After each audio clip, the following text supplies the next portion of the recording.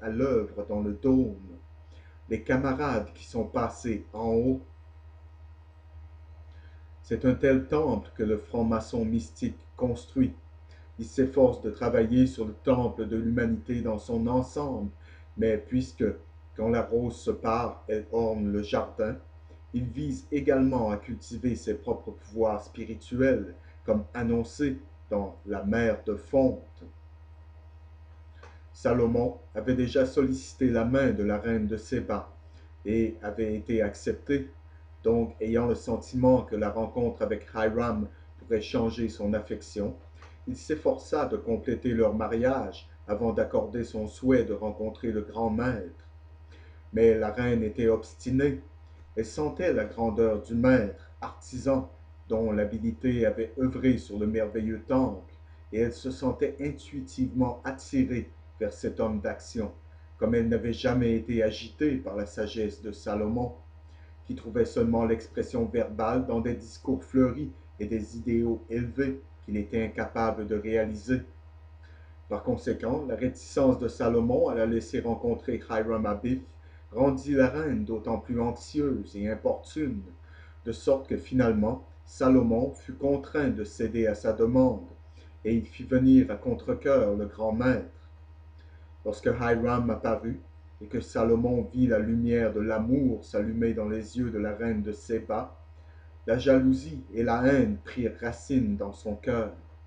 Il était cependant trop sage pour trahir ses sentiments. Mais à partir de ce moment, le plan de réconciliation et de la fusion des fils de Seth et des fils de Caïn, qui a été conçu par les hiérarchies divines, était voué à l'échec, échoué sur les rochers de la jalousie et de l'intérêt. La reine de Séba, selon la légende maçonnique, demanda alors à Hiram de lui montrer les ouvriers du temple.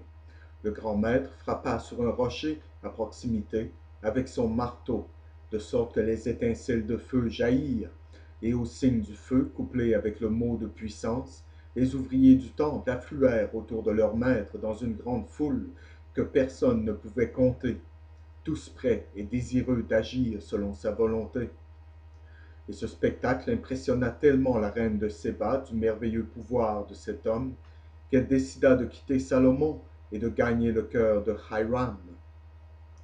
En d'autres termes, l'humanité, quand leurs yeux sont ouverts à l'impuissance des hommes d'Église, les fils de Seth, qui dépendent eux-mêmes de la faveur divine, et quand elle voit le pouvoir et la puissance des chefs de renommée temporelle, est alors prête à se précipiter vers eux et à laisser le spirituel pour le matériel. Cela du point de vue microcosmique de la question. De l'angle ou du point de vue cosmique, nous notons à nouveau que le temple de Salomon est l'univers solaire et que Hiram Abith, le grand maître, est le soleil qui se déplace autour des 12 signes du zodiaque, jouant ainsi le drame mystique de la légende maçonnique. À l'équinoxe vernal, le soleil quitte le signe d'eau des poissons, qui est également féminin et docile, pour le signe de feu belligérant, martial, énergique du bélier, de l'agneau, où il est exalté au pouvoir. Il remplit l'univers avec un feu créateur qui est immédiatement saisi par les innombrables milliards d'esprits de la nature qui, avec lui, construisent le temple de l'année à venir dans la forêt et les marais. Les forces de la fertilisation appliquées aux myriades de graines dormantes dans le sol les font germer et remplir la terre d'une végétation luxuriante, tandis que les esprits de groupe prennent les animaux et les oiseaux à leur charge afin qu'ils puissent se multiplier suffisamment pour garder la faune de notre planète à la normale. Et certains d'entre vous, dans ces quelques phrases, ont peut-être reconnu les paroles d'une chanson que je joue assez souvent dans cette émission. Selon la légende maçonnique, Hiram, le grand maître, utilise un marteau pour appeler ses ouvriers, et ceci est significatif que le symbole du signe bélier, où cette activité créatrice merveilleuse commence, a la forme d'une corne de bélier double, qui ressemble aussi à un marteau. Il convient également de noter que dans la mythologie nordique, des Vanir ou des divinités de l'eau sont dits avoir été conquis par les Asir ou les dieux du feu. Le marteau avec lequel le dieu nordique Thor frappait avec le feu du ciel trouve sa contrepartie dans la foudre de Jupiter.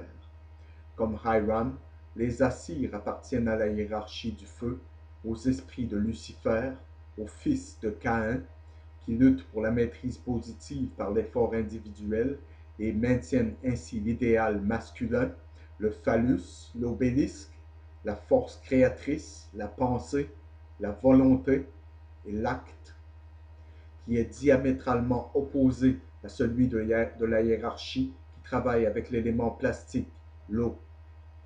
Dans les temples d'aujourd'hui du dernier ordre, de l'eau magique est à la porte d'entrée, et tous ceux qui entrent sont tenus d'appliquer ce liquide mortel au point sur leur front où l'esprit réside. La raison est noyée dans les dictons et les dogmes, et l'idéal féminin est vénéré dans la Vierge Marie. La foi est le facteur premier de leur salut. L'attitude de l'obéissance enfantine inconditionnelle est cultivée. Cela est différent dans le temple de l'autre ordre.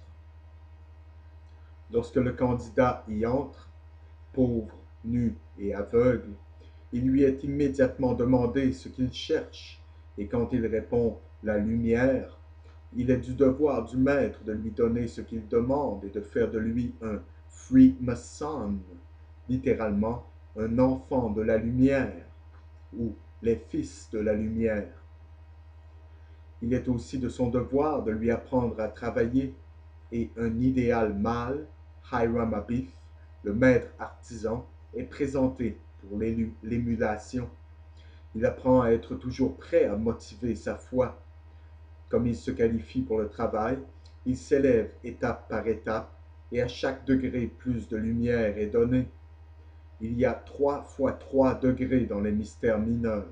Lorsque le candidat a réussi la 9e marche, il est dans le Saint des Saints, qui constitue la porte à de plus grands champs au-delà de la portée de la maçonnerie. Pour plus d'explications sur ce sujet, l'étudiant est renvoyé au chapitre sur l'initiation, les éruptions volcaniques et le numéro 9 dans la cosmoconception des Rosicruciens. L'avancement et la promotion dans la franc-maçonnerie mystique ne dépend pas de faveur. Cela ne peut être donné que si cela a été gagné et si le candidat a stocké en lui-même le pouvoir de s'élever, tout comme on ne peut tirer avec une arme à feu jusqu'à ce qu'elle ait été chargée. L'initiation est simplement comme tirer sur la gâchette et consiste à montrer au candidat comment utiliser le pouvoir latent en lui-même. Il y avait quelques-uns parmi les ouvriers du temple qui pensaient qu'ils devraient être promus à un degré plus élevé, mais qui n'avaient pas le pouvoir en eux-mêmes. Donc Hiram ne pourrait pas les initier, et comme ils n'étaient pas en mesure de voir que le défaut était en eux-mêmes, ils se sentaient provoqués par Hiram, comme trop d'ambitieux candidats d'aujourd'hui se sentent méprisés et étiquettent un chef spirituel comme une fraude qui n'est pas en mesure de leur donner l'illumination immédiate et l'insertion dans l'invisible, alors qu'ils mangent encore des pots de viande d'Égypte et ne veulent pas se sacrifier sur l'autel de l'abnégation. Les mécontents parmi les hommes de Hiram entrèrent dans une conspiration en vue de gâcher son grand chef-d'œuvre, la mer de fonte. Et, mesdames et messieurs, nous allons continuer demain soir quand nous commencerons la coulée de la mer de fonte, ou plutôt dans la prochaine émission. Rappelez-vous, l'âme ou la rose ne peuvent pas se perfectionner jusqu'à ce qu'elle ait été sacrifiée sur la croix de la vie. Maintenant, cela ne fait aucune différence si vous croyez cela ou si vous ne croyez pas cela. Mais je vais vous dire que ceux qui apportent les grands changements dans le monde d'aujourd'hui croient chaque mot de cela. Et alors cela n'a pas d'importance que vous croyez cela ou pas, que vous vous souciez de cela ou pas. que vous riez de cela ou que vous preniez cela au sérieux. Cela aura un impact sur vous. Et si vous ne connaissez pas ça et que vous ne comprenez pas ça et que vous tenez dans son chemin, alors vous serez certainement frappé. Vous ne pouvez pas mener un combat lorsque vous ne connaissez pas vos ennemis. Je vous dis tout de suite, ce sont des conneries totales et complètes. C'est la méthode de tromper ceux au niveau inférieur, de sorte qu'ils peuvent être contrôlés par le processus de degré d'initiation qui laisse de côté ceux qui ne peuvent être dignes de confiance et permet à ceux qui le peuvent d'atteindre les plus hauts niveaux. Bonne nuit, mesdames et messieurs. Ne manquez pas la prochaine émission et que Dieu vous bénisse tous.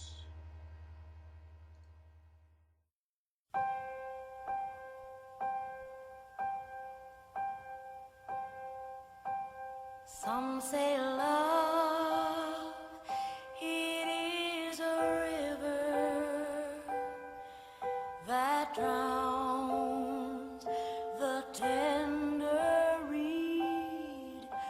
Some say love, it is a razor that leaves your soul to bleed.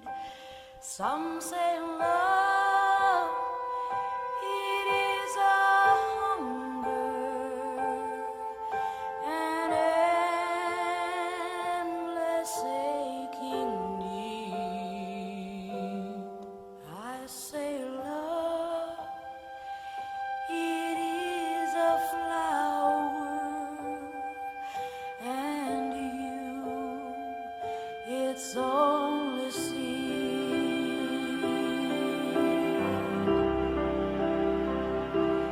It's the heart afraid of breaking that never learns to dance. It's the dream afraid of waking that never takes the chance. It's the one who won't be taken, who cannot seem to give, and the soul afraid of dying that never